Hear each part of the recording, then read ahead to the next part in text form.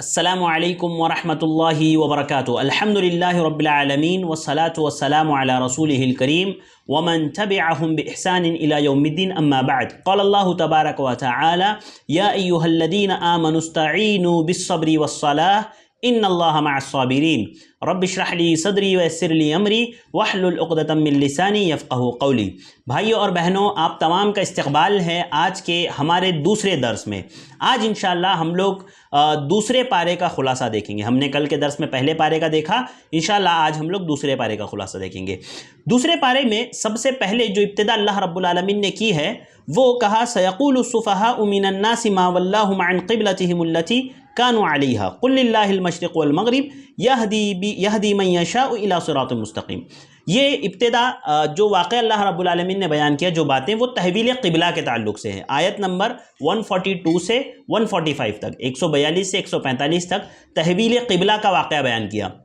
جب اللہ کے نبی صلی اللہ علیہ وسلم مکہ سے مدینہ ہجرت کر کے آئے تو تقریباً 16 یا 17 مہینے تک آپ صلی اللہ علیہ وسلم اور صحابہ اکرام بیت المقدس کی طرف رخ کر کے نماز پڑھتے تھے، لیکن اللہ کے نبی صلی اللہ علیہ وسلم دلی دل میں یہ چاہتے تھے کہ اللہ تعالیٰ کعبۃ اللہ کو جو ہے قبلہ بنا دے، کعبۃ اللہ کو قبلہ بنا دے، یہ اللہ کے نبی چاہتے تھے۔ اور بار بار آپ آسمان کی طرف نظریں اٹھا کر کے دیکھتے۔ اللہ رب العالمین نے کہا قد نرى تقلب وجهك في السماء، اے نبی ہم آپ کے چہرے کو بار بار آسمان کی طرف اٹھتا ہوا دیکھ رہے ہیں۔ تو اللہ رب العالمین نے جب یہ دیکھا کہ اللہ کے نبی صلی اللہ علیہ وسلم کی شدید خواہش ہے کہ قبلہ تحویل ہو جائے اور کعبۃ اللہ کی طرف جو ہے رخ کر کے نماز پڑھی جائے، تو اللہ رب العالمین نے اس بات کا حکم دے دیا کہ اللہ رب العالمین نے کعبۃ اللہ کی طرف رخ کر کے نماز پڑھنے کا حکم دیا اور کہا قل للہ المشرق والمغرب۔ یہ لوگ کہتے ہیں کہ اتنے دن تم بیت المقدس کی طرف کھڑے ہو کر کے نماز پڑھے، رخ کر کے، ابھی کعبۃ اللہ کی طرف رخ کر کے نماز پڑھ رہے ہو، تم ان سے کہہ دو مشرق اور مغرب یہ سب اللہ رب العالمین کا ہے۔ جہاں اللہ تعالیٰ حکم دے گا، جس طرف کھڑے ہو کر کے، جس طرف رخ کر کے نماز پڑھنے کا حکم دے گا، ہم اسی طرف رخ کر کے اسی جگہ پر کھڑے ہو کر کے نماز پڑھیں گے۔ اور یہ تحویل قبلہ کا حکم اس وقت نازل ہوا جب اللہ کے نبی صلی اللہ علیہ وسلم اور صحابہ اکرام عصر کی نماز ادا کر رہے تھے، اس کے بعد جو ہے بیت المقدس سے کعبے کی طرف ان لوگوں نے رخ کر دیا۔ اس کے بعد آیت نمبر 146 سے 146 اور 147 میں اللہ رب العالمین نے یہ بات بیان کی کہ یہود جو آپ کا انکار کر رہے ہیں نا اللہ کے نبی، یہ آپ کو اچھی طرح سے جانتے ہیں۔ اللہ تعالیٰ نے کہا الذین آتیناہم الکتاب یعرفونہ کما یعرفون ابناءہم، اے نبی یہ آپ کو ایسے پہچانتے ہیں جیسے اپنے بچوں کو پہچانتے ہیں۔ کیا کوئی انسان اپنے بچوں کو پہچاننے میں غلطی کر سکتا ہے؟ اب وہ اتنے سال اپنے بچے کو اس نے پالا پوسا، اب وہ اس کو پہچانتا ہے، اس کو جانتا ہے مکمل طور سے۔ لہذا اللہ رب العالمین نے کہا کہ جس طرح یہ اپنے بچوں کو پہچانتے ہیں نبی، ویسے ہی یہ آپ کو پہچانتے ہیں۔ وَإِنَّ فَرِيقًا مِّنْهُمْ لَيَكْتُمُونَ الْحَقَّ وَهُمْ يَعْلَمُونَ، ان میں سے ایک جماعت وہ ہے جو حق کو پہچان کر چھپاتی ہے۔ دیکھیے یہ یہود نا، یہ وہ قوم ہے جن لوگوں نے حق کو جان کر کے انکار کیا۔ اسی لیے ہم نے سورہ فاتحہ میں دیکھا اللہ تعالیٰ نے یہود کو مغضوب علیہ کہا، غیر المغضوبی یعنی مغضوب علیہ، جس پر اللہ کا غصہ نازل ہوا ہو۔ اللہ تعالیٰ نے یہود کو مغضوب علیہ کیوں کہا؟ کیونکہ انہوں نے حق کو جان کر کے انکار کیا۔ اور نصارہ عیسائیوں کو اللہ تعالیٰ نے گمراہ کیا، گمراہ کہا اس لیے کہ ان کے اندر، ان کے درمیان میں یہ چیزیں نہیں تھیں۔ وہ لوگ جو ہے ان کے اندر بہت زیادہ مطلب اللہ کے نبی صلی اللہ علیہ وسلم کو جاننا سمجھنا، یہ معاملات ان کے اندر نہیں تھے۔ اس کے بعد اللہ رب العالمین نے آیت نمبر 153 میں نماز اور صلاۃ اور صبر کے ذریعے سے جو ہے مدد طلب کرنے کا حکم دیا۔ اللہ تعالیٰ نے کہا یا ایھا الذین آمنوا استعینوا بالصبر والصلاۃ، کہ اے ایمان والو صبر اور نماز کے ذریعے سے مدد طلب کرو۔ ان اللہ مع الصابرین، یقیناً اللہ رب العالمین صبر کرنے والوں کے ساتھ ہے۔ اس آیت میں اللہ تعالیٰ نے بتایا کہ انسان کے اوپر جب کبھی مشکل، جب کبھی پریشانی، جب کبھی تکلیف آئے تو اسے چاہیے کہ وہ صبر کرے، صبر کرتے ہوئے اللہ سے مدد طلب کریں۔ اسی طرح نماز پڑھیں، نماز جو ہم لوگ پڑھتے ہیں، نماز پڑھ کر کے اللہ رب العالمین سے مدد طلب کریں۔ ہمارے یہاں اہل بدعت میں جب وہ اپنی بدعات پر استدلال کرنا چاہتے ہیں نا کتاب و سنت سے، تو پورا توڑ مروڑ کر قرآن کی آیتوں کو پیش کرتے ہیں۔ ایک صاحب تقریر کر رہے تھے، انہوں نے کہا یہ اللہ تعالیٰ کون کہتا ہے کہ غیر اللہ سے نہیں مانگنا چاہیے؟ خود اللہ تعالیٰ حکم دے رہا ہے۔ اللہ تعالیٰ کہتا ہے یا ایھا الذین آمنوا استعینوا بالصبر والصلاۃ، کہ اے ایمان والو نماز اور صبر سے مدد طلب کرو۔ نماز اور صبر سے مدد طلب کرو، یعنی اللہ تعالیٰ خود حکم دے رہا ہے غیر اللہ سے مدد طلب کرنے کا۔ تو دیکھیے کس طرح سے جب لوگوں کی عقلوں پر پردہ پڑ جاتا ہے بدعتوں کا، تو اس طرح سے قرآن کی تعویلات غلط معنی بیان کرتے ہیں، جبکہ اللہ تعالیٰ کہہ رہا ہے نماز اور صبر کے ذریعے سے مدد طلب کرو، ان سے مدد نہیں طلب کرو، مدد طلب کرنا ہے اللہ سے، ذریعہ نماز اور صبر کو بنانا ہے۔ اس کے بعد اللہ رب العالمین نے اگلی آیت میں کہا کہ شہداء کو مردہ مت کہو، شہداء زندہ ہے ان کو مردہ نہ کہا جائے۔ اللہ تعالیٰ نے کہا وَلَا تَقُولُوا لِمَنْ يُقْتَلُ فِي سَبِيلِ اللَّهِ أَمْوَاتٌ بَلْ أَحْيَاءٌ وَلَكِنْ لَا تَشْعُرُونَ، کہ جو لوگ اللہ کی راہ میں جنگ لڑتے ہوئے شہید ہوئے ہیں تم انہیں مردہ نہ کہو، وہ زندہ ہے، وَلَكِنْ لَا تَشْعُرُونَ، لیکن تمہیں اس کا گمان نہیں ہے، تمہیں اس کے تعلق سے پتہ نہیں ہے۔ اسی طرح اس کے بعد اگلی جو آیتیں ہیں اللہ رب العالمین نے اس میں آیت نمبر 155 سے 157 کے اندر اللہ رب العالمین نے مختلف آزمائشوں کا ذکر کیا کہ اللہ تعالیٰ آزمائشیں ڈالتا ہے انسانوں پر، ان کو آزماتا ہے۔ اللہ تعالیٰ نے کہا وَلَنَبْلُوَنَّكُمْ بِشَيْءٍ، کہ ہم کسی نہ کسی طرح تمہاری ضرور آزمائش کریں گے۔ کس طرح؟ من الخوف، ڈر کے، دشمنوں کے ڈر کے ذریعے سے، والجوع، بھوک کے ذریعے سے، بھوک کھانے پینے کی کمی کے ذریعے سے، من الاموال ونقص من الاموال، مال میں کمی کے ذریعے سے، والانفس، اسی طرح سے جانوں میں کمی کے ذریعے سے، والثمرات، پھلوں میں کمی کے ذریعے سے، وبشر الصابرین، اور صبر کرنے والوں کے لیے خوشخبریاں ہیں۔ یعنی اللہ رب العالمین اس آیت میں یہ بتا رہا ہے کہ آپ مومن ہونا، تکلیف آنی ہی آنی ہے، آزمائش آنی ہی آنی ہے، مجھے اور آپ کو صبر کرنا چاہیے، ہر قسم کی مشکلوں پر، ہر قسم کی تکلیفوں پر، ہر قسم کی پریشانیوں پر صبر کریں۔ اور ساتھ ہی ساتھ کیا کہیں؟ الذین اذا اصابتہم مصیبہ، جب کبھی ان پر کوئی مصیبت، کوئی پریشانی آتی ہے تو وہ کہتے ہیں انا للہ و انا الیہ راجعون، ہم اللہ تعالیٰ کی ملکیت ہے اور اسی کی طرف لوٹنے والے ہیں۔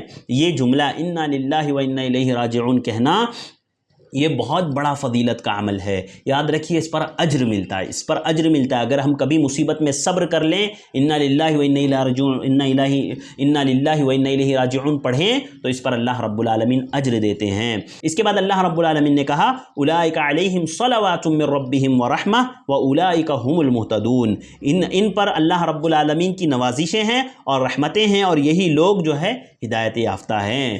اس کے بعد اللہ رب العالمین نے آیت نمبر 158 میں صفا و مروہ کے تعلق سے کہا، جو صفا کی جو سعی کی جاتی ہے نا صفا و مروہ کے درمیان میں، اس کے تعلق سے اللہ تعالیٰ نے کہا ان الصفا والمروہ من شعائر اللہ، کہ یہ صفا اور مروہ اللہ کی نشانیوں میں سے ہے۔ فمن حج البیت او اعتمر فلا جناح علیہ ان یطوف بہما، پس جو شخص حج کریں یا عمرہ کریں تو وہ اس کو سعی کرنے میں کوئی حرج نہیں ہے، صفا و مروہ کے درمیان میں اس کے طواف کرنے میں، سعی کرنے میں کوئی گناہ نہیں ہے۔ صفا و مروہ کے درمیان سعی کرنا یہ حج کا ایک اہم رکن ہے، آپ کو پتہ ہوگا، جن لوگوں نے حج کیا ہوگا وہ لوگ جانتے ہوں گے، اور ان لوگوں نے بھی سعی کی ہوگی۔ جب یہ آیت نازل ہوئی فلا جناح کے الفاظ سے بعض لوگوں نے یہ سمجھ لیا کہ نہیں بھی کرے گے تو چلے گا، یعنی سعی نہیں بھی کی جائے تو چلے گا۔ تو اس پر حضرت عائشہ رضی اللہ تعالیٰ عنہ نے ان کی اصلاح کرتے ہوئے فرمایا کہ فلا جناح علیہما ان یطوف بہما کا یہ اس وقت اللہ رب العالمین نے نازل کیا کہ اسلام سے قبل زمانہ جاہلیت میں صفا اور مروہ پر بت رکھے ہوئے تھے اور اس وجہ سے لوگ اس کی سعی کرتے تھے، لہذا لوگوں کو سمجھ لگا، صحابہ کرام کو لگا کہ شاید اس پہ سعی کرنا گناہ ہے، بہت بڑا گناہ ہے، لہذا وہ لوگ اسی لیے اللہ رب العالمین نے اس خدشے کو اور اس جو ہے اس پریشانی کو دور کر کے کہا کہ نہیں، اس پر تمہیں سعی کرنا ہے، اس میں کوئی گناہ نہیں۔ اس کے بعد آیت نمبر 159 سے 162 تک اللہ رب العالمین نے قرآن و حدیث کی باتوں کو چھپانے والوں کا انجام ذکر کیا۔ اللہ تعالیٰ نے فرمایا ان الذین یکتمون ما انزلنا من البینات والہدی من بعد ما بیناہ للناس فی الکتاب، جو لوگ ہماری اتاری ہوئی دلیلوں اور ہدایتوں کو چھپاتے ہیں، باوجود یہ کہ ہم نے اسے اپنی کتاب میں لوگوں کے لیے بیان کر چکے ہیں، ہم اسے اپنی کتاب میں لوگوں کے لیے بیان کر چکے ہیں، اگر اس طرح کی ہدایات کو وہ لوگ چھپاتے ہیں، اللہ تعالیٰ نے کہا اولئک یلعنہم اللہ، ایسے لوگوں پر اللہ کی لعنت ہو، ویلعنہم اللاعنون، لعنت کرنے والے کی لعنت ہو۔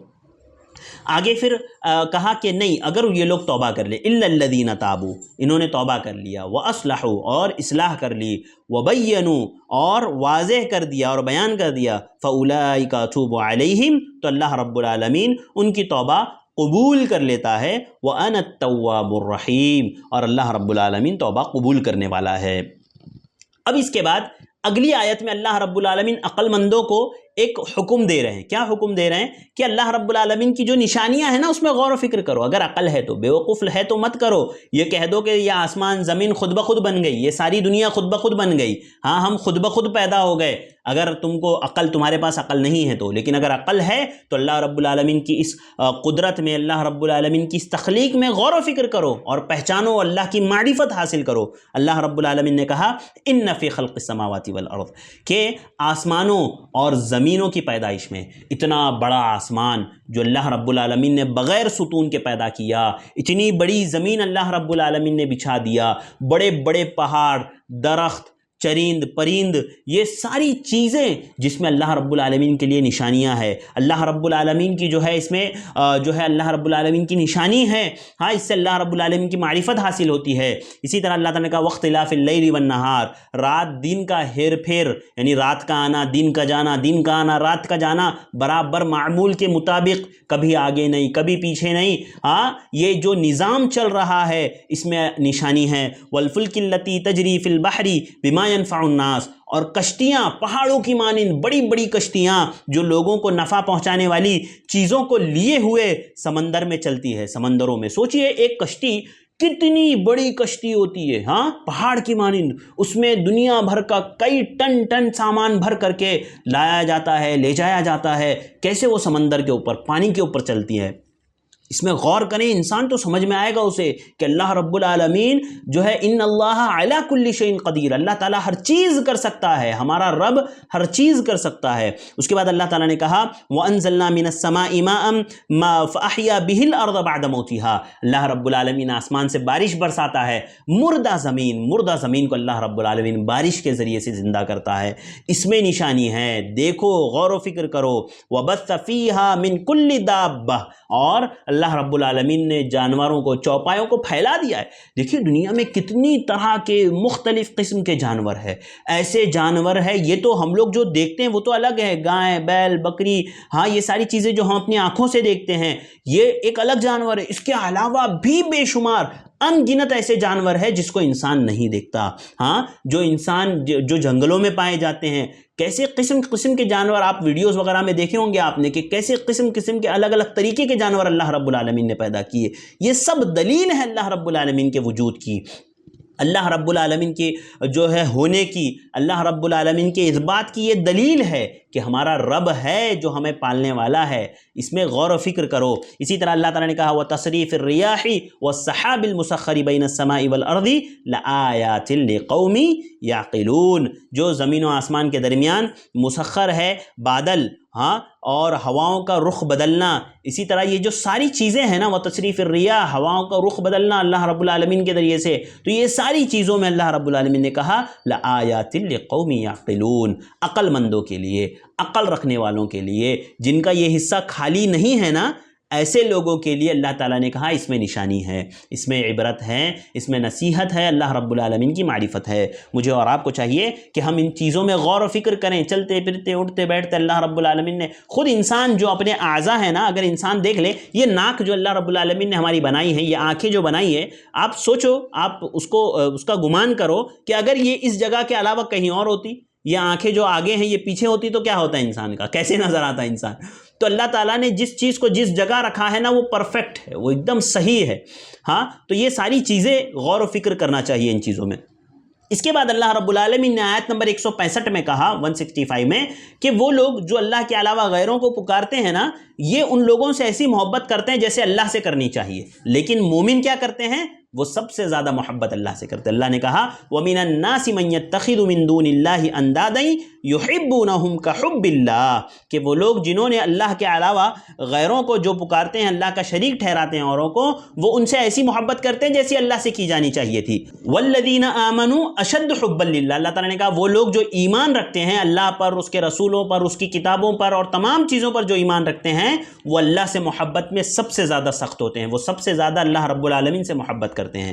اس کے بعد اللہ تعالیٰ نے اگلی آیتوں میں 168 سے 173 میں اللہ رب العالمین نے مومنوں کو حلال کھانے کا حکم دیا، حرام سے بچنے کا، یعنی حلال چیزیں کھاؤ، حلال چیزوں کو اختیار کرو، اس بات کا اللہ تعالیٰ نے حکم دیا۔ اللہ نے فرمایا یا ایھا الناس کلوا مما فی الارض حلالا طیبا، اے لوگوں میں نے یعنی اللہ رب العالمین نے جتنی روزی دی ہے ان میں پاکیزہ اور حلال چیزیں ہی کھاؤ اور پیو، ہاں ولا تتبعوا خطوات الشیطان، شیطان کی راہ پر نہ چلو، انہ لکم عدو مبین، بے شک وہ تمہارا کھلا ہوا دشمن ہے۔ آگے اللہ تعالیٰ نے کہا یا ایھا الذین آمنوا کلوا من طیبات ما رزقناکم واشکروا للہ ان کنتم ایاہ تعبدون، اے لوگوں، اے ایمان والو، اللہ رب العالمین نے جو پاکیزہ روزی جو ہم نے تمہیں دے رکھی ہے اس میں سے کھاؤ پیو اور اللہ تعالیٰ کا شکر ادا کرو، واشکروا للہ، اللہ کا شکر ادا کرو۔ ہم کیا کرتے ہیں؟ کھاتے پیتے شکر ادا کرنا بھول جاتے ہیں، اور بعض لوگوں کو تو ہم نے یہ دیکھا ہے کہ جب ان کو ڈکار آتی ہے نا اس وقت یاد آتا ہے الحمدللہ پڑھنے کا یا کھانے کے بعد کی دعا پڑھنے کا۔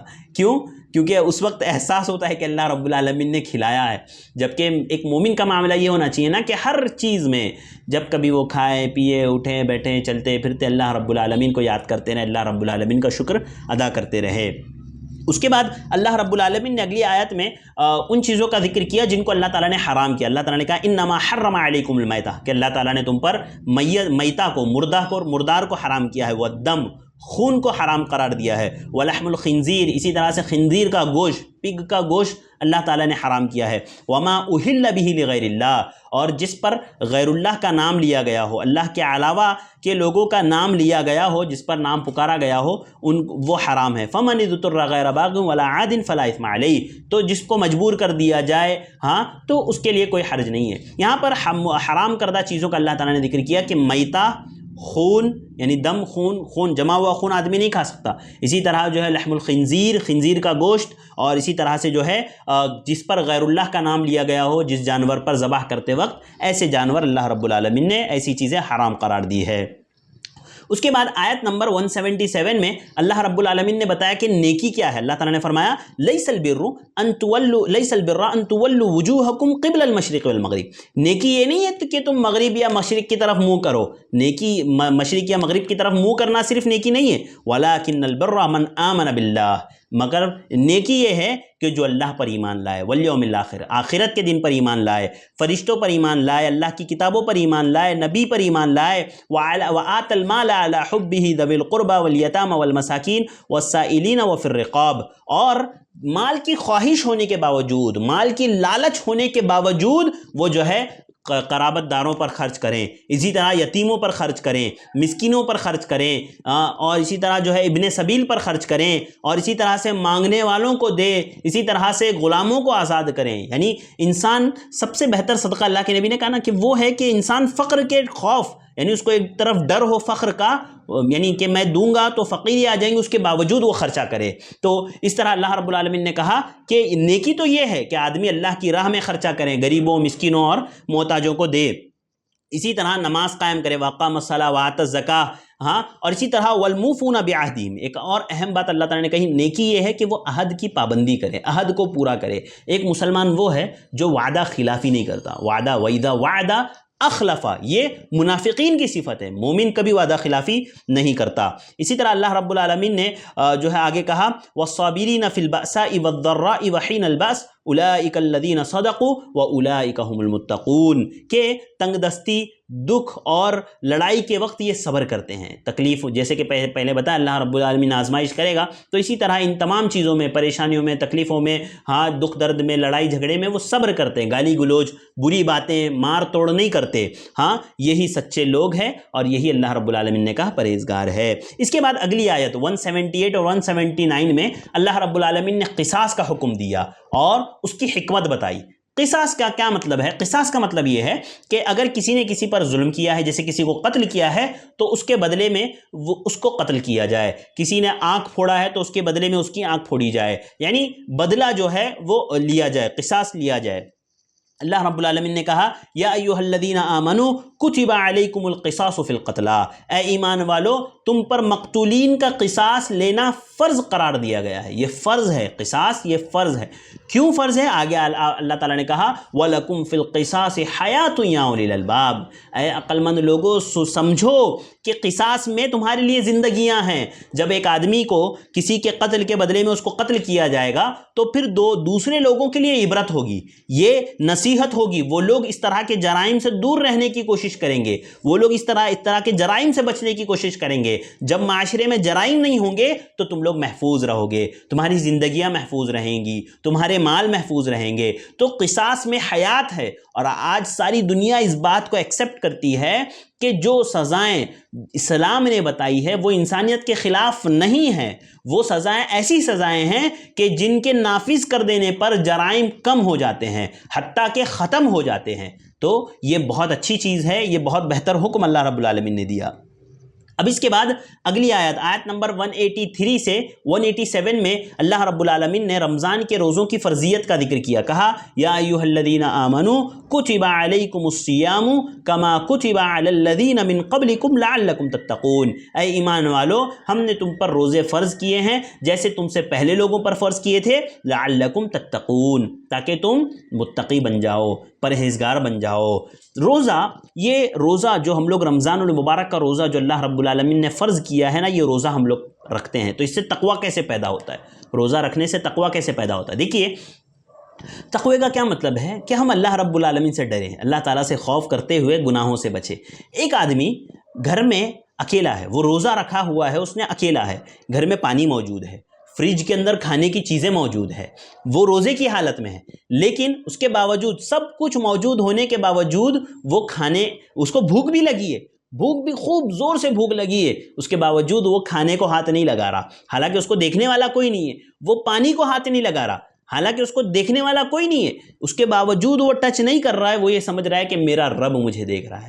تو یہی تقویٰ ہے۔ اللہ تعالیٰ نے کہا روزے کے ذریعے سے اسی طرح سے تقویٰ پیدا ہوتا ہے۔ آپ جس طرح سے ابھی ڈر رہے ہو نا، رمضان میں کھانے پینے سے رک رہے ہو، اسی طرح اپنی ساری زندگی میں یہ سوچو کہ اللہ تعالیٰ دیکھ رہا ہے، اللہ تعالیٰ دیکھ رہا ہے۔ برا کام کرنے کا ارادہ ہوا، اللہ تعالیٰ دیکھ رہا ہے، برا کام کرنے کا سوچے، اللہ رب العالمین دیکھ رہا ہے۔ میں آپ کو ایک مثال دیتا ہوں۔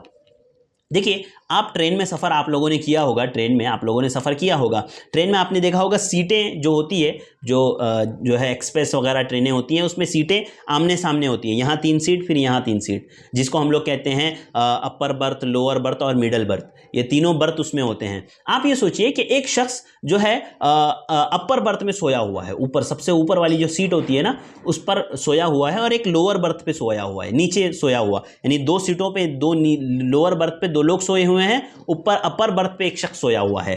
اب جو لوور برتھ پہ 2 سوئے ہوئے ہیں نا، تو اس میں سے ایک کے جیب سے کچھ رقم باہر نکلی ہوئی ہے، ایک موٹا پیسے کے ایسا بنڈل، ایسی گڈی پیسے کی باہر نکلی ہوئی ہے، وہ دیکھ کر کے لگ رہا ہے کہ بہت بڑی رقم ہے۔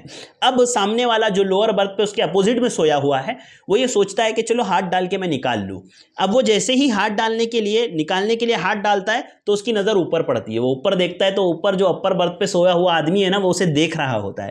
مجھے یہ بتائیے کہ جب اس شخص نے، حالانکہ پیسہ ہے، اچھوں کی نیت بگڑ جاتی ہے، اب وہ لینے کے لیے گیا، اس نے دیکھ لیا کہ اوپر سے ایک آدمی اسے دیکھ رہا ہے، مجھے بتائیے کہ کیا اب وہ دوبارہ اس پیسے کی طرف ہاتھ ڈالنے کی کوشش کرے گا؟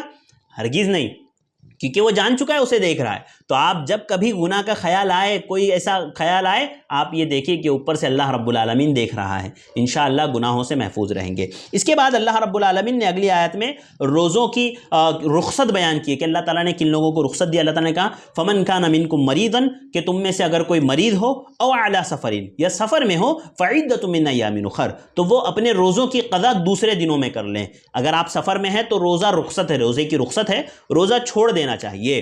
بہت سارے لوگ رکھتے ہیں، دیکھیے جہاں جہاں شریعت نے رخصت دی ہے نا، رخصت کو اختیار کرنا چاہیے۔ ان اللہ یحب ان یختار الرخص، اللہ رب العالمین اس چیز کو پسند کرتا ہے کہ بندے اس کی رخصتوں کو اختیار کریں، اس چیز کو اللہ رب العالمین پسند کرتا ہے۔ تو مجھے اور آپ کو چاہیے کہ جو رخصت اللہ تعالیٰ نے دی ہے اس کو اختیار کریں۔ تو جو شخص بیمار ہے یا سفر میں ہے تو وہ روزے کی اس کے لیے رخصت ہے، وہ روزے ان دنوں میں نہ رکھیں، بلکہ اس کے بعد کے اگلے دنوں میں وہ اس کو جو ہے پورا کریں۔ لیکن اگر کوئی ایسا شخص ہے جو دائمی مریض ہے، جس کو ڈاکٹر نے یہ بول دیا ہے کہ بھئی اب آپ روزہ رکھ ہی نہیں سکتے ہو، تو ایسے شخص کے لیے ہے کہ وہ اپنے ہر روزے کے بدلے میں ایک مسکین کو کھانا کھلائے گا۔ اس کے بعد اگلی آیت میں اللہ رب العالمین نے آیت نمبر 158 میں کہا کہ یہ قرآن مجید کو اللہ تعالیٰ نے رمضان المبارک میں نازل کیا. شہر رمضان، جس قرآن کو ہم لوگ پڑھ رہے ہیں نا، اللہ تعالیٰ نے کہا شہر رمضان الذی انزل فیہ القرآن ھدی للناس وبینات من الھدی والفرقان، کہ یہ رمضان، شہر رمضان الذی انزل فیہ القرآن، رمضان یہ وہ مہینہ ہے جس میں قرآن مجید نازل کیا گیا ہے. یعنی رمضان کا جو مہینہ آ رہا ہے، جو ابھی جس کا ہم لوگ کچھ دنوں میں استقبال کرنے والے ہیں، یہ رمضان کا یہ جو ہے قرآن مجید اسی مہینے میں نازل کیا گیا ہے. لہذا رمضان کے ساتھ قرآن مجید کا گہرا تعلق ہے، بہت ہی گہرا تعلق ہے. لہذا ہمیں رمضان میں زیادہ سے زیادہ قرآن کی تلاوت کرنی چاہیے، زیادہ سے زیادہ قرآن پڑھنا چاہیے، اور کوشش یہ کرنی چاہیے جیسے حضرت جبرائیل اللہ کے نبی کو قرآن ختم کروایا کرتے تھے رمضان میں، اور جس سال آپ کی وفات ہوئی حضرت جبرائیل نے 2 مرتبہ قرآن پڑھا جو ہے ختم کروایا. تو مجھے اور آپ کو بھی زیادہ سے زیادہ رمضان المبارک کے مہینے میں جو ہے قرآن ختم کرنا چاہیے. اس کے بعد اللہ رب العالمین نے آیت نمبر 186 میں اللہ رب العالمین نے دعا کا ذکر کیا. کہا وَإِذَا سَأَلَكَ عِبَادِي عَنِّي فَإِنِّي قَرِيب، جب میرے بندے میرے بارے میں آپ سے سوال کریں تو آپ کہہ دیں کہ میں قریب ہوں. اجیب دعوت الداعی اذا دعان، ہاں، کہ جب پکارنے والا مجھے پکارتا ہے تو میں اس کی پکار کو سنتا ہوں. ہاں، فَلْيَسْتَجِيبُوا لِي وَلْيُؤْمِنُوا بِي لَعَلَّهُمْ يَرْشُدُونَ، لہذا وہ میری بات مان لیا کریں اور مجھ پر ایمان رکھیں، اور مجھ پر وہ ایمان رکھیں. تو یہاں پر اللہ رب العالمین نے دعا کا ذکر کیا، اور اس کے بعد پھر اگلی آیتوں میں اللہ تعالیٰ نے رمضان کے مسائل کا ذکر کیا. مفسرین کہتے ہیں کہ رمضان کے مسائل کے درمیان میں دعا کا ذکر کرنا یہ بتاتا ہے کہ رمضان المبارک کی عبادتوں میں ایک اہم عبادت دعا بھی ہے. بندے کو چاہیے کہ وہ رمضان المبارک کے مہینے میں زیادہ سے زیادہ دعائیں کریں، اللہ تعالیٰ سے مانگے، رات میں اٹھ کر کے مانگے، جو ہے اذانوں کے درمیان میں مانگے. اس طرح سے ہر وہ وقت جو ہے اذان اور اقامت کے درمیان میں، یعنی ہر وہ وقت جو دعا کی قبولیت کا ہے نا، وہ اس میں کوشش کریں کہ اللہ رب العالمین سے مانگے، اور اس میں اللہ رب العالمین سے مانگنے کی کوشش کریں. اس کے بعد اگلا 189 آیت نمبر 189 میں اللہ رب العالمین نے کہا کہ یہ لوگ چاند کے تعلق سے آپ سے سوال کرتے ہیں. کہا یسألونک عن الاہلہ، کہ وہ لوگ چاند کے بارے میں پوچھتے ہیں. قل ہی مواقیت للناس والحج، کہہ دو کہ یہ جو ہے حج اور حج کے اوقات معلوم کرنے کے لیے، حج کے مواقیت، حج کے اوقات معلوم کرنے کے لیے، حج کا وقت معلوم کرنے کے لیے صرف. اس کے بعد اگلی آیت میں اللہ رب العالمین نے کہا آیت نمبر 195 کہ اپنے آپ کو ہلاکت میں نہ ڈالو. اللہ تعالیٰ نے کہا وَلَا تُلْقُوا بِأَيْدِيكُمْ إِلَى التَّهْلُكَةِ، کہ اپنے آپ کو ہلاکت میں نہ ڈالو. ہاں، وَأَحْسِنُوا إِنَّ اللَّهَ يُحِبُّ الْمُحْسِنِينَ، اور احسان کرو، اللہ تعالیٰ احسان کرنے والوں کو دوست رکھتا ہے، دوست بناتا ہے. یہاں پر اللہ تعالیٰ نے کہا نا وَلَا تُلْقُوا بِأَيْدِيكُمْ إِلَى التَّهْلُكَةِ، کہ اپنے آپ کو ہلاکت میں نہ ڈالو. ہر وہ شخص جو ایسی چیزوں کا استعمال کرتا ہے جس کے ذریعے سے اس کی صحت خراب ہو رہی ہے، اس کا جسم خراب ہو رہا ہے، تو وہ اس آیت کے ضمن میں آتا ہے، وہ اپنے آپ کو ہلاکت میں ڈال رہا ہے. ایک آدمی جو سگریٹ پیتا ہے، گٹکا کھاتا ہے، تمباکو کھاتا ہے، گویا وہ اپنے آپ کو اندر سے سڑا رہا ہے، اپنی صحت کو خراب کر رہا ہے، اپنے آپ کو ہلاکت میں ڈال رہا ہے.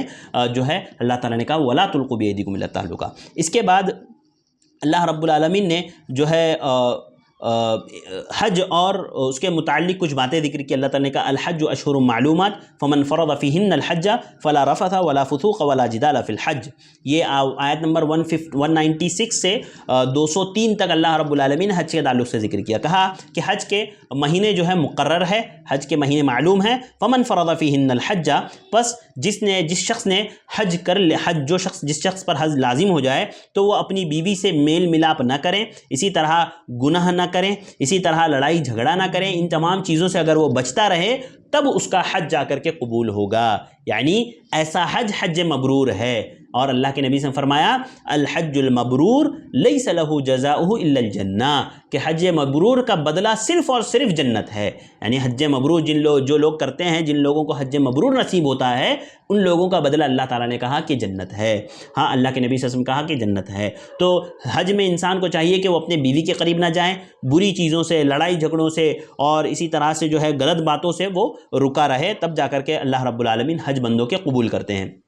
اس کے بعد آیت نمبر 200 اور 201 میں اللہ تعالیٰ نے کہا سب سے اچھی دعا کیا ہے اور سب سے بری دعا کیا ہے. یہ بہت اہم ہے میرے اور آپ کے لیے. اللہ تعالیٰ نے کہا فَمِنَ النَّاسِ مَن يَقُولُ رَبَّنَا آتِنَا فی الدنیا وما لہ فی الآخرۃ من خلاق، کہ لوگوں میں سے وہ جو یہ کہتے ہیں اے ہمارے رب، ربنا آتنا فی الدنیا، اے ہمارے رب تو ہمیں دنیا دے، ہمیں دنیا دے، وہ صرف اور صرف دنیا کے لیے دعا کرتے ہیں۔ اللہ تعالیٰ نے کہا وما لہ فی الآخرۃ من خلاق، ایسے لوگوں کا آخرت میں کوئی حصہ نہیں۔ وہ شخص جو صرف دنیا مانگتا ہے، صرف دنیا مانگتا ہے، اللہ تعالیٰ اس کو آخرت نہیں دیتا۔ لیکن یہ سب سے بری دعا ہے۔ سب سے اچھی دعا کیا ہے؟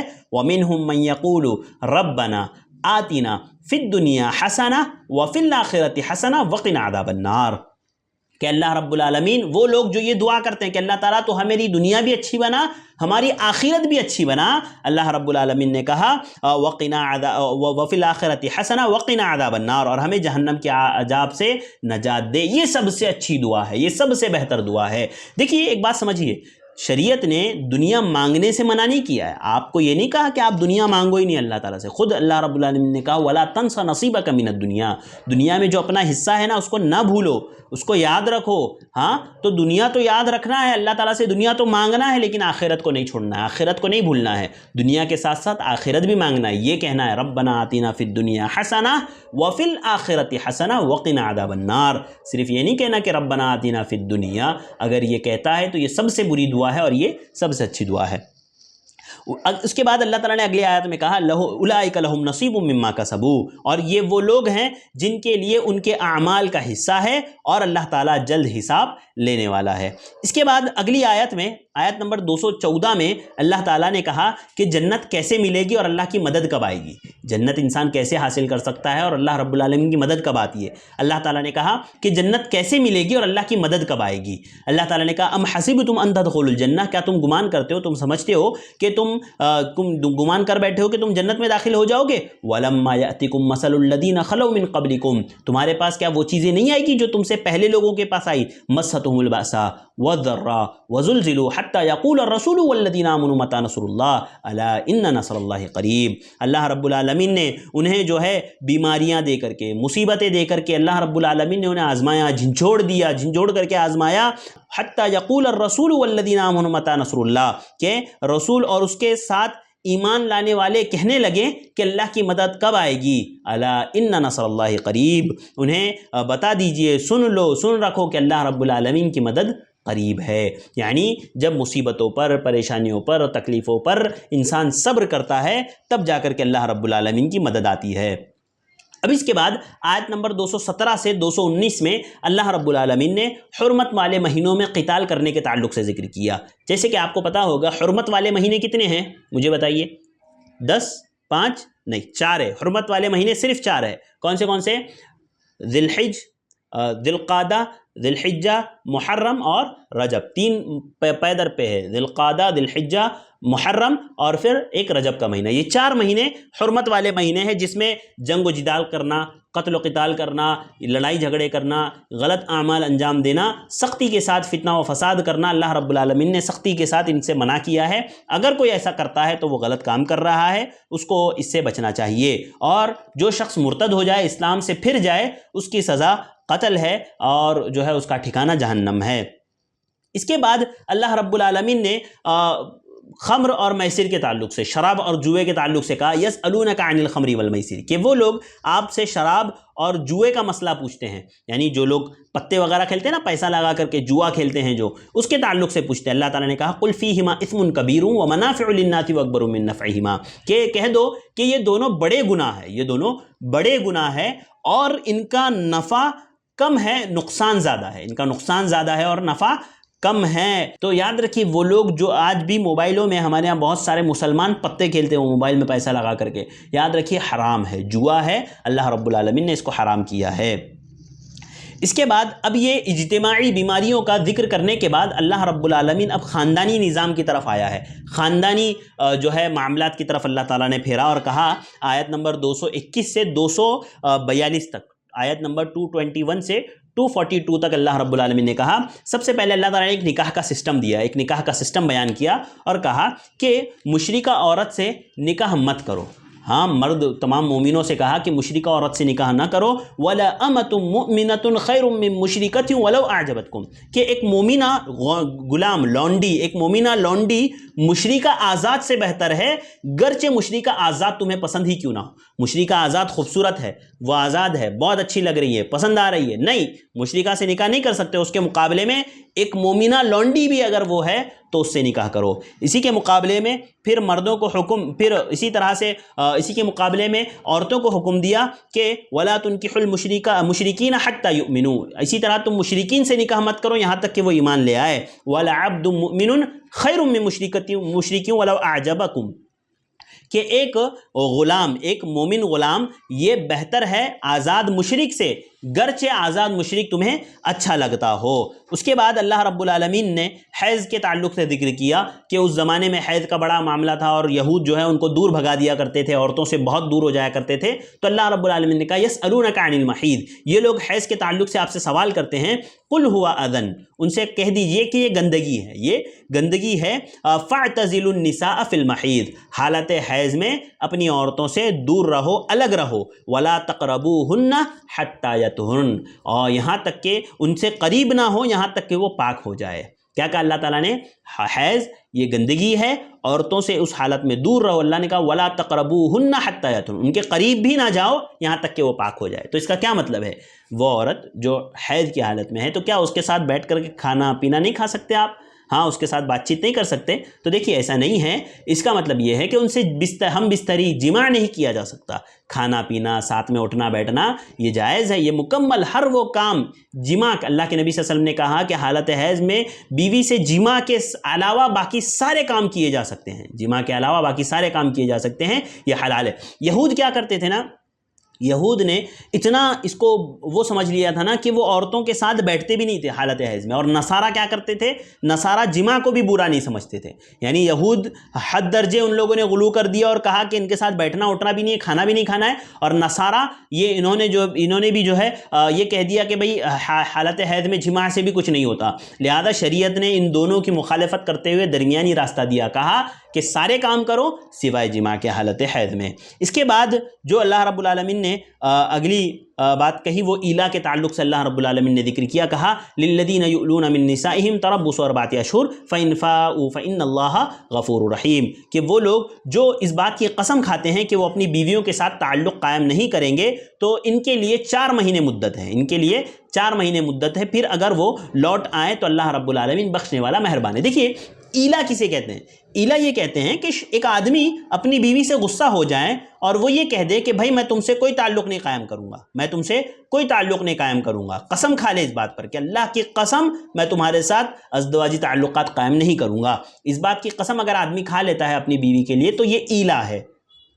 اب اگر آدمی نے 1 مہینے کی یا 2 مہینے کی قسم کھائی ہے تو مدت پوری ہونے کے بعد پھر اس کے لیے ضروری ہے کہ وہ اپنی بیوی کے پاس آ جائے، لیکن اگر اس نے کوئی مدت نہیں متعین کی ہے تو اس کے لیے شریعت نے، اللہ تعالیٰ نے مدت متعین کر دی کہ اس کی مدت 4 مہینہ ہے، زیادہ سے زیادہ 4 مہینے تک اپنی بیوی کے ساتھ ایلا کیا تم نے قسم کھا کر کے، اب یا تو رجوع کرو، قسم کا کفارہ دو، اور اگر 4 مہینے کی قسم کھائی ہے نا اس نے اور اس کے بعد اگر وہ توڑ رہا ہے تو اس کو قسم کا کفارہ ادا کرنا پڑے گا، ورنہ اپنی بیوی کو طلاق دے کر کے وہ الگ کر دیں، یہ اس کے اوپر لازم ہے، ضروری ہے، اور یہ شریعت نے بتایا ہے ایلا کا طریقہ۔ ان آیاتوں میں اللہ رب العالمین نے ایلا کا طریقہ بتایا۔ اس کے بعد اللہ تعالیٰ نے طلاق کا ذکر کیا، لیکن چونکہ ابھی آگے طلاق کتاب جو ہے سورۃ الطلاق میں بات آئے گی طلاق کی 28ویں پارے میں جو ہے، تو اس کے لیے یہاں پر میں طلاق کی باتیں آپ کے سامنے ذکر نہیں کروں گا۔ انشاءاللہ ہم لوگ 28ویں پارے میں جب کتاب جو ہے سورۃ الطلاق پڑھیں گے نا تو اس میں طلاق کے جو تفصیلی مسائل ہیں ان کو ہم انشاءاللہ وہاں پر دیکھیں گے۔ اب اس کے بعد اللہ رب العالمین نے رضاعت کا مسئلہ ذکر کیا، رضاعت کا، کہ وہ عورتیں جو دودھ پلانے والی ہیں تو وہ اپنے بچوں کو مکمل 2 سال دودھ پلائیں، حولین کاملین، مکمل 2 سال دودھ پلائے۔ 2 سال سے کم اگر پلاتے ہیں بند کر دیتے ہیں تو ٹھیک ہے، لیکن 2 سال سے زیادہ نہیں کریں، 2 سال سے زیادہ نہیں کر سکتے۔ دیکھیے دودھ بچے کو یہ غذا طاقت دیتی ہے، قوت دیتی ہے۔ عورت کو چاہیے کہ وہ مقوی غذائیں کھائے، وہ غذائیں کھائے جو ہے طاقتور ہو، جو اچھی ہو اس کے لیے، اور وہ اپنے بچوں کو پورا 2 سال دودھ پلائے۔ ہمارے یہاں عورتیں نہیں کر پاتی ہیں، ہاں 6 مہینہ یا 1 سال بھی بہت مشکل سے وہ، یا 1 سال 2 مہینہ پلا دے تو بہت بڑی بات ہے۔ لیکن یاد رکھیے یہی وہ چیز ہے جو بچے کو بیماریوں سے، دیگر چیزوں سے محفوظ رکھ سکتی ہے، کیونکہ ماں کے دودھ میں جو طاقت ہوتی ہے وہ دوسری چیزوں میں، دیگر چیزوں میں نہیں ہوتی ہے۔ تو عورت کو چاہیے کہ وہ مکمل 2 سال جو شریعت نے حکم دیا ہے وہ 2 سال دودھ پلائے۔ کم اگر پلاتی ہے تو گنہگار تو نہیں ہوگی، یا جو ہے وہ کر سکتی ہے، لیکن بہتر یہ ہے کہ مکمل 2 سال پلائے، اس سے زیادہ وہ نہیں پلا سکتی۔ اس کے بعد اگلی آیت میں، آیت نمبر 234 میں اللہ تعالیٰ نے متوفا عنہا زوجہا کا جو ہے عدت بتائی ہے۔ وہ عورت جس کے شوہر کی وفات ہو گئی ہے اس کی عدت اللہ رب العالمین نے ذکر کی۔ کہا والذین یتوفون منکم ویذرون ازواجا یتربصن بانفسہن 4 اشہر وعشرا، کہ تم میں وہ لوگ جو لوگ فوت ہو گئے ہیں اور ان کی بیویاں چھوڑ گئے ہیں، یعنی ان کی بیویاں ہیں، تو وہ عورتیں اپنے آپ کو 4 مہینہ 10 دن عدت میں رکھیں، یعنی وہ عورتیں 4 مہینہ 10 دن عدت گزارے۔ وہ عورتیں جن کے شوہروں کی وفات ہو چکی ہے ان کی عدت 4 مہینہ 10 دن ہے۔ اس عدت میں وہ اپنے گھر میں رہے گی، وہ زیب و زینت کی جو چیزیں ہیں ان کو اختیار نہیں کرے گی، چاہے وہ عورت جوان ہو چاہے بوڑھی ہو، ہر قسم کی عورت کو یہ عدت گزارنی ضروری ہے۔ ہاں اگر حاملہ عورت ہے، ایسی عورت جس کا شوہر وفات پا چکا ہے اور وہ حالت حمل میں ہے، تو ایسی صورت میں اس کی عدت وضع حمل ہوگی، یعنی بچے کی پیدائش تک اس کو عدت گزارنی ہوگی، حتیٰ کہ وہ جو ہے اپنے گھر میں رہیں، اپنے گھر بھی منتقل نہ کریں، زیب و زینت کی چیزیں اختیار نہ کریں۔ لیکن اللہ تعالیٰ نے آگے کہا فَإِذَا بَلَغْنَ أَجَلَهُنَّ فَلَا جُنَاحَ عَلَيْكُمْ فِي مَا فَعَلْنَ فِي أَنفُسِهِنَّ بِالْمَعْرُوفِ وَاللَّهُ بِمَا تَعْمَلُونَ خَبِيرٌ۔ پھر جب مدت ختم ہو جائے، عدت ختم ہو جائے، 4 مہینہ 10 دن عدت گزار لو جب آپ، تو پھر تم پر کوئی گناہ نہیں، پھر تم زیب و زینت اختیار کر سکتی ہو۔ اسی طرح سے گھر والوں کو چاہیے کہ وہ ان کے لیے دوسرے نکاح کی کوشش کریں، دوسرے نکاح کے لیے ان کو جو ہے ان کے لیے جو ہے رشتے دیکھیں، اس میں بھی کوئی حرج نہیں ہے، وہ بھی کیا جا سکتا ہے، اور اللہ رب العالمین تمہارے اعمال سے باخبر ہے۔ یعنی ایک عورت جس کے شوہر کی وفات ہو چکی ہے اس کے نکاح کو برا نہیں سمجھنا چاہیے، خود اللہ رب العالمین نے اس چیز کی اجازت دی ہے۔ اس کے بعد اگلی آیت نمبر 243 میں 243 میں اللہ رب العالمین نے کہا کہ موت سے کسی کو بھی فرار نہیں ہے۔ آپ دنیا میں جہاں کہیں بھی رہو، کبھی بھی آپ کو کہیں بھی موت آ کر کے پکڑ سکتی ہے۔ اللہ تعالیٰ نے کہا الم تر الی الذین خرجوا من دیارہم وہم الوف حذر الموت، کیا تم نے انہیں نہیں دیکھا جو ہزاروں کی تعداد میں گھر سے نکلے تھے اس ڈر سے کہ انہیں موت آ جائیں گی، موت کے ڈر سے وہ اپنے گھروں سے نکل پڑے تھے۔ اللہ رب العالمین نے کہا فقال لهم اللہ موتوا، اللہ تعالیٰ نے ان لوگوں سے کہا، ہزاروں کی تعداد میں لوگ اپنے گھروں سے نکلے موت کے ڈر سے، اللہ رب العالمین نے کہا فقال لهم اللہ موتوا، اللہ تعالیٰ نے ان سے کہا مر جاؤ، اسی وقت کہا مر جاؤ، وہ سب کے سب مر گئے، وہ سب کے سب اسی وقت مر گئے۔ ثم احیاہم، پھر انہیں دوبارہ زندہ کیا۔ بے شک اللہ رب العالمین بڑا فضل کرنے والا، لیکن اکثر لوگ ناشکرے ہیں، ناشکرے ہیں۔ تو اس میں اللہ رب العالمین نے یہ بتایا کہ انسان جہاں کہیں بھی رہے موت آنے والی ہے، موت آ کر ہی کر رہے گی، اس بات کا یقین مجھے اور آپ کو ہونا چاہیے۔ اس کے بعد اللہ رب العالمین نے طالوت اور جالوت کا واقعہ ذکر کیا۔ یہ آخری بات ہے جو اس پارے میں ذکر ہے، دوسرے پارے میں طالوت اور جالوت کا واقعہ۔ یہ کیا ہے؟ طالوت یہ بنی اسرائیل کے ایک آدمی تھے، اور یہ موسیٰ علیہ السلام کے بعد بنی اسرائیل پر ایک ظالم بادشاہ نے قبضہ کر لیا تھا جالوت نام کے، اور وہ بنی اسرائیل پر ظلم کرتا تھا، ان کو تکلیف دیتا تھا، ان کے ایک بہت بڑے علاقے پر اس نے قبضہ کر لیا تھا۔ اس کے بعد جب بنی اسرائیل اس کی تکلیفوں سے، اس کی پریشانیوں سے تھک گئے، تو ان لوگوں نے جو ہے اپنے پیغمبر کو، اس وقت کا جو پیغمبر تھا، ہمارے لیے ایک ذمہ دار مقرر کر دیجئے تاکہ ہم جو ہے اس کے ساتھ، جالوت کے ساتھ جنگ کریں۔ چونکہ وہ نبی تھے، وہ جانتے تھے بنی اسرائیل کی حالت، اسی لیے انہوں نے کہا کہ کہیں ایسا نہ ہو کہ تمہیں جہاد کا حکم دے دیا جائے امیر مقرر کرنے کے بعد، اور پھر تم جہاد سے پھر جاؤ۔ تو ان لوگوں نے کہا قالوا وما لنا الا نقاتل فی سبیل اللہ وقد اخرجنا من دیارنا وابنائنا، ہم لوگ کیوں جو ہے اللہ کی راہ میں قتال نہیں کریں گے، جنگ نہیں کریں گے، جبکہ ہمیں اپنے گھروں سے بھی نکال دیا گیا ہے، ہمارے گھر بھی اجاڑ دیے گئے ہیں، اور ہمیں اپنے بچوں سے بھی دور کر دیا گیا ہے۔ پھر جب حکم نازل ہو گیا جنگ کرنے کا طالوت کی قوم پر، وہ ان لوگوں پر، بنی اسرائیل پر، تو فلما کتب علیہم القتال تولوا الا قلیلا منہم، اللہ رب العالمین نے کہا کہ جب قتال اللہ تعالیٰ نے فرض کر دیا تو اس میں سے پھر بہت سارے لوگ پیچھے ہٹ گئے. ہاں واللہ علیم بالظالمین، اللہ رب العالمین ظالموں کو خوب جانتا ہے. اللہ رب العالمین پہلے سے جانتا تھا کہ یہ لوگ پھر جائیں گے. ہاں اس کے بعد بنی اسرائیل کہنے لگے، اس کے بعد جو نبی تھے انہوں نے طالوت کا انتخاب کیا، امیر کے لیے، بادشاہ کے لیے طالوت کا انتخاب کیا. تو بنی اسرائیل کہنے لگے بھئی طالوت کو کیسے تم نے بادشاہ بنا دیا ہمارا؟ یہ کس قابل ہے؟ اس کے پاس تو مال بھی نہیں ہے. ہاں یہ ہمارے بادشاہ بننے کے قابل نہیں ہے، اس سے زیادہ تو ہمارے پاس طاقت ہے، ہم بادشاہ بننے کے قابل ہے. لہذا ان لوگوں نے یہ بات کہہ دی. تو اس پر جو ہے ان کے نبی نے کہا کہ نہیں، اللہ رب العالمین نے اس کو جو ہے جسم کے اعتبار سے بھی اور اسی طرح سے جو اللہ رب العالمین نے اس کو قوت دی ہے، اس کے اندر وہ صلاحیت ہے بادشاہ بننے کی. پھر ان لوگوں نے بنی اسرائیل نے کہا کہ آپ اس کی کچھ نشانی بتائیے ہمیں کہ یہ بادشاہت کے لائق ہے، یہی بادشاہ ہے، اس کی کچھ نشانی ہمیں بتائیے. پیغمبر نے اس سے کہا کہ بادشاہ ہونے کی ایک نشانی یہ ہوگی کہ وہ صندوق تمہیں مل جائے گا جس میں تمہارے رب کی طرف سے تسلی کا سامان ہوگا. ایک صندوق بنی اسرائیل کو دیا گیا. اب وہ صندوق میں کیا تھا کیا نہیں تھا اس کے تعلق سے بہت سارے اقوال ہیں، وہ یہاں پر ذکر کرنے کی اس کی ضرورت نہیں ہے. اس کے بعد جو ہے اللہ رب العالمین نے جو ہے طالوت کے ساتھ، اب طالوت کی قوم کو، بنی اسرائیل کو حکم دیا کہ جالوت کے ساتھ جا کر کے جنگ کرے. اللہ تعالیٰ نے کہا فَلَمَّا فَصَلَ طَالُوتُ بِالْجُنُودِ، جب طالوت لشکر کو لے کر کے نکلے، قال ان اللہ مبتلیکم بنہر، اللہ رب العالمین نے کہا کہ اللہ تعالیٰ تمہیں ایک نہر کے ذریعے سے آزمائے گا. راستے میں جا رہے ہو، پیاس لگی ہے، ایک نہر ملے گی، وہاں پر اللہ تعالیٰ آزمائے گا. کیسے آزمائے گا؟ فمن شرب منہ فلیس منی، جو اس میں سے پانی پی لے گا وہ ہم میں سے نہیں. ومن لم يطعمه فإنه منی الا من اغترف غرفا بیدی. ہاں جس نے تھوڑا سا اگر پانی پیا نا تو ٹھیک ہے، لیکن پیٹ بھر کر کے پانی نہ پینا. اللہ تعالیٰ نے طالوت کی، جو لوگ اپنے گھر چھوڑ کر کے نکلے تھے جنگ کرنے کے لیے، راستے میں ایک نہر ملی، اللہ تعالیٰ نے کہا اس نہر سے آزماؤں گا. کہا پیٹ بھر کر کے پانی نہ پینا، تھوڑا سا پینا، لیکن اس میں سے فشربوا منہ الا قلیلا منهم، کم پینے والے لوگ کم تھے، زیادہ تر لوگوں نے بہت زیادہ پانی پی لیا، پیٹ بھر کر کے پانی پی لیا. اب اللہ رب العالمین کی نافرمانی کی نا، تو دیکھیے آگے کیا ہوا. آگے اللہ تعالیٰ کہتے ہیں فَلَمَّا جَاوَزَهُ هُوَ وَالَّذِينَ آمَنُوا مَعَهُ قَالُوا لَا طَاقَةَ لَنَا الْيَوْمَ لِجَالُوتَ وَجُنُودِهِ. اس کے بعد آگے چل کر کے بہت سارے لوگوں نے یہ کہہ دیا کہ بھائی ہم جو ہے جالوت اور اس کی قوم سے لڑنے کی طاقت نہیں رکھتے. طالوت مومنوں سمیت جب نہر سے گزر گئے تو لوگوں نے کہا کہ آج ہم میں جو ہے جالوت کی قوم سے لڑنے کی طاقت نہیں ہے. مفسرین بیان کرتے ہیں کہ یہ جن لوگوں نے انکار کیا نا لڑنے کا، یہ وہ لوگ تھے جنہوں نے پانی زیادہ پیا تھا. کیونکہ اللہ تعالیٰ کی انہوں نے نافرمانی کی نا، تو اللہ تعالیٰ نے ایک نیکی کا، خیر کا جو ارادہ تھا ان کے دل سے وہ چھین لیا.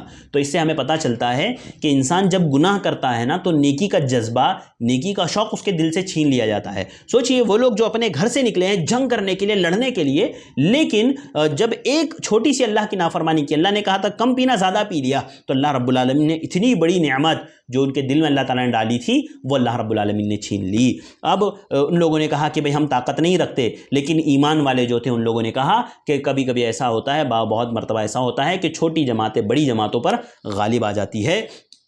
لہذا مسلمانوں نے جنگ کی، ان لوگوں نے جنگ کی ان کے ساتھ، جالوت کی قوم کے ساتھ مومنوں نے. تو اللہ تعالیٰ نے آگے کہا فَهْزَمُوهُمْ بِإِذْنِ اللَّهِ، اللہ رب العالمین کے حکم سے انہوں نے جالوتیوں پر جو ہے قابض ہو گئے اور جو ہے جالوتیوں کو انہوں نے شکست دے دی. جالوت کی قوم ہار گئی، طالوت کی قوم، جالوت کے لوگ جیت گئے. اور جالوت کو پتہ ہے کس نے قتل کیا؟ حضرت داؤد علیہ السلام نے. وَقَتَلَ دَاؤُدُ جَالُوتَ وَآتَاهُ اللَّهُ الْمُلْكَ وَالْحِكْمَةَ وَعَلَّمَهُ مِمَّا يَشَاءُ، کہ حضرت داؤد علیہ السلام نے جالوت کو قتل کیا. اس وقت داؤد نبی نہیں بنے تھے، حضرت داؤد علیہ السلام اس وقت نبی نہیں بنائے گئے تھے. وہ طالوت کی جو ہے لشکر کے ایک ادنا سپاہی کے طور پر وہ لڑ رہے تھے. اللہ تعالیٰ نے جالوت کا خاتمہ حضرت داؤد علیہ السلام کے ہاتھوں کیا. اس کے بعد حضرت داؤد کو علم، حکمت، نبوت، رسالت عطا کی حضرت داؤد علیہ السلام کو. اور اللہ تعالیٰ نے کہا کہ اللہ تعالیٰ اسی طرح سے بعض کے ذریعے سے بعض کو دفاع کرتا ہے، بعض کو ہٹاتا ہے. اس کے بعد آخری آیت جو اس پارے کی ہے، وہ آخری آیت اللہ رب العالمین نے کہا تِلْكَ آیات اللہ نتلوها علیکم. یہ اوپر کی آیت میں دیکھیے جو اللہ تعالیٰ نے کہا داؤد علیہ السلام نے قتل کیا نا، تو اللہ تعالیٰ نے داؤد علیہ السلام کو علم، حکمت اور اسی طرح سے اللہ رب العالمین نے نبوت، رسالت اور اسی طرح سے اللہ رب العالمین نے بادشاہت، یہ ساری چیزیں حضرت داؤد کو عطا کی. اب اس کے بعد اللہ تعالیٰ رسول کا ذکر کرے گا، اور پھر رسولوں کے تعلق سے انشاءاللہ تیسرے پارے میں بھی ابتدا میں رسولوں کے تعلق سے بات آئے گی. اللہ تعالیٰ نے نے جو اس سورہ اس پارے کی جو آخری آیت اللہ تعالیٰ نے کہا تلک آیات اللہ نتلوہا علیک بالحق، یہ اللہ تعالیٰ کی آیتیں ہیں جنہیں ہم حقانیت کے ساتھ آپ پر پڑھتے ہیں، ہم آپ کو پڑھ کر کے سناتے ہیں، ہاں بالیقین وانک لمن المرسلین، اور یقیناً آپ رسولوں میں سے ایک رسول ہے، یعنی اللہ رب العالمین اللہ کے نبی سے کہہ رہے ہیں کہ آپ رسولوں میں سے ایک رسول ہے۔ یہ اس سورت کی آخری آیت تھی، یہاں پر یہ دوسرا پارہ، یہ اس پارے کی آخری آیت تھی، یہاں پر دوسرا پارہ ختم ہوتا ہے۔ الحمدللہ آج ہم نے دوسرا پارہ بحسن خوبی خلاصے کے طور پر مکمل کیا۔ جو اہم نکات، جو مین باتیں تھیں اللہ رب العالمین نے جو اس پارے میں ذکر کی ہے وہ میں نے آپ کے سامنے رکھ دی۔ اللہ تعالیٰ سے دعا کرتے ہیں اللہ تعالیٰ مجھے اور آپ کو ان باتوں کو سمجھنے کی، ان پر عمل کرنے کی توفیق عطا فرمائے۔ اللہ رب العالمین اچھی چیزوں کو اختیار کرنے کی، بری چیزوں سے دور رہنے کی اللہ تعالیٰ ہمیں توفیق عطا فرمائے۔ اللہ تعالیٰ یہ جو عمل ہم انجام دے رہے ہیں اللہ تعالیٰ تو اسے قبول فرما، اللہ رب العالمین تو اسے ہمیں یاد رکھنے والا، اس پر عمل کرنے والا بنا۔ ناظرین بھائیوں اور بہنوں، آج کے لیے بس اتنا ہی، انشاءاللہ کل پھر ملاقات ہوگی ایک اور تیسرے پارے کے ساتھ، انشاءاللہ اس کا خلاصہ ہم لوگ دیکھیں گے، اور پھر انشاءاللہ اس کے بعد اگلی کلاس میں ہم لوگ اسی طرح سے ہر کلاس میں ایک ایک پارے کا خلاصہ دیکھتے جائیں گے۔ اللہ تعالیٰ میری اور آپ کی اس کوششوں کو، ان کوششوں کو اللہ تعالیٰ قبول فرمائے، آمین۔ السلام علیکم ورحمۃ اللہ وبرکاتہ۔